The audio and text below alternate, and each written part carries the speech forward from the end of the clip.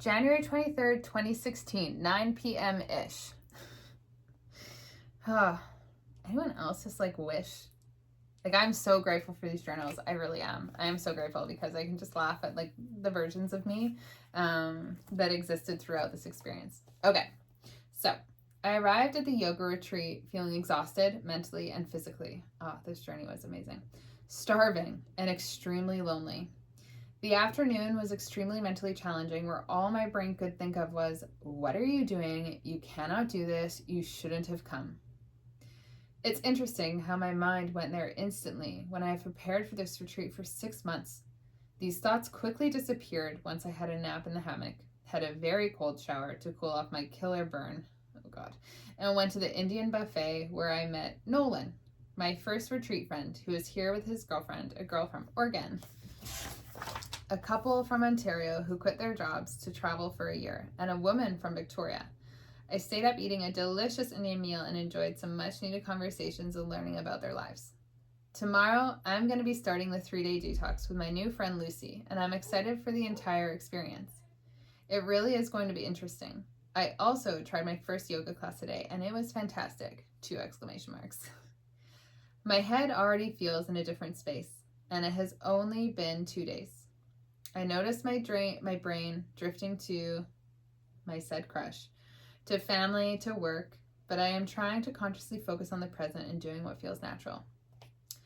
I met a man named Peter Moore today, and he gave me a piece of advice. It's all about focusing on the breath. He is so right, and every time my head wanders, I refocus on my breath, which brings me to the present. I am so proud of myself for doing this because my world already feels so much bigger and free in my mind. Also, I received an email today saying my UBC Vancouver application was denied. I instantly felt a sense of relief and almost cried with the emotion I felt.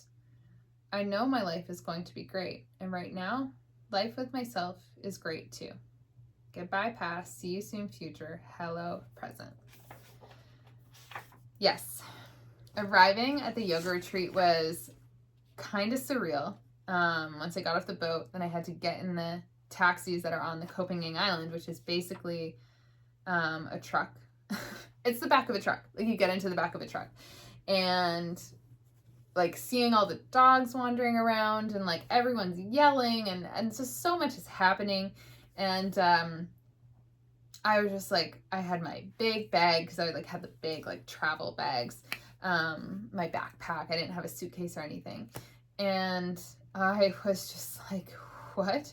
And I didn't know how I was going to get to the yoga retreat. Like, it was on the maps, but like, I don't know. It was so different. And it was like far up, north up in the island. And so I just was in like full trust, like fingers crossed, like, am I gonna make it? Am I gonna know when I'm there? Like, what are they gonna do? Are they gonna like scam me? Like, just so many things, like every thought under the sun. Am I gonna get there and my name's not there? And like they're like, I'm not qualified to stay, all of these things. And I got there and I remember like talking to the front desk people and like the boat ride to the island, like it was so full. I was wearing like a knitted sweater thing that was like, it was cool enough, but like I got shafted to the rooftop, and I had to sit in the sun for the whole trip, which was about an hour. No sunscreen, no hat, no nothing. So as soon as I got to the place, I was so red, I couldn't think, like I just felt so sick, and I was trying to just wanted to be home, really.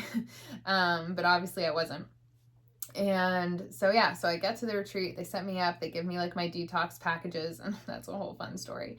And then they show me my room, and it's like one of the nicest rooms in the place, because I wasn't going to share with anyone because I knew that I couldn't. And I had like a big elephant. I forget the name of the elephant right now. Big elephant on the window or on the wall. And then it was blue, and it was just so lovely, and like the netting, and I was like, oh my gosh, I'm gonna have to sleep with a mosquito net. I was scared I was gonna like get like a mosquito bite that would, kill me. It was just all so different. jungle right outside my window, crazy sounds, spiders, like it was not luxury. Like it was not like we were in the jungle. Like this retreat was in the jungle and it was like glamping. Like bathroom, but like door, like no door, shower in the bathroom. Like it was just so surreal and so different and just so interesting, like a small thing to hang my stuff on.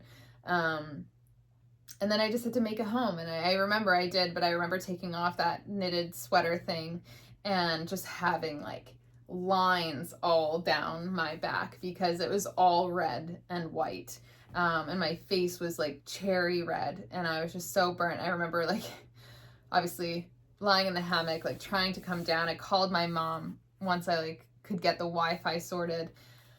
And while everyone's like reading their books, just sat down at like one of these like benches and called my mom and just like started crying because I was just so exhausted and like I had to do it all by myself. And like no one to talk to. I didn't know anyone yet. And so it was like a really hard day. And that is something that happens in solo travel, especially now. Like we see so much great stuff on social media, but we don't see the hard stuff. And the hard stuff can be within those travel days for sure. Especially when you're doing it by yourself because it's on you. Like I said, you're the one that makes sure you make it to the end and make it to your destination. You can't lean on anyone else other than the kindness of strangers. And so that was, yeah, it was a definitely a rude awakening. But as you can see, like even in this journal entry, I met people right away. And like I remember meeting Nolan, like I walked out and instantly he was like right there. And he was Canadian. I was like, oh, okay, Canadian. They can understand. And like, so we had great conversation, and that felt safe. And it's interesting. I think Nolan lives here in BC now. We haven't met up since I came, like since he's been here, but he definitely does live here.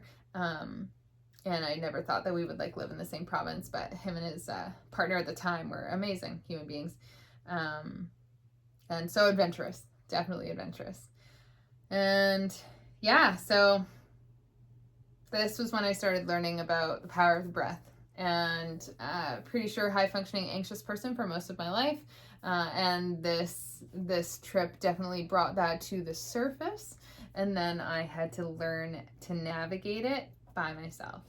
And I was at a yoga retreat, so it was fully vegan, a lot of raw food, and obviously no alcohol. And that definitely caused some pretty big shifts. Also doing yoga every morning, 6 days a week, only Sundays off, unless one was sick or injured. And yeah, so that gets started. January 23rd, 2016 was the first day I arrived. And then I was there for a 4-week retreat. I had no idea what I was signing myself up for. But oh my goodness, so much comes out of it. And I can't wait to share with you in the upcoming episodes. Thank you so much for joining. I always love to hear your thoughts, your own experiences. If you can relate to something, I'd love to hear it. And I look forward to sharing with you the rest of the story. Click subscribe, like, follow, all of that good stuff. I'm not going anywhere anytime soon.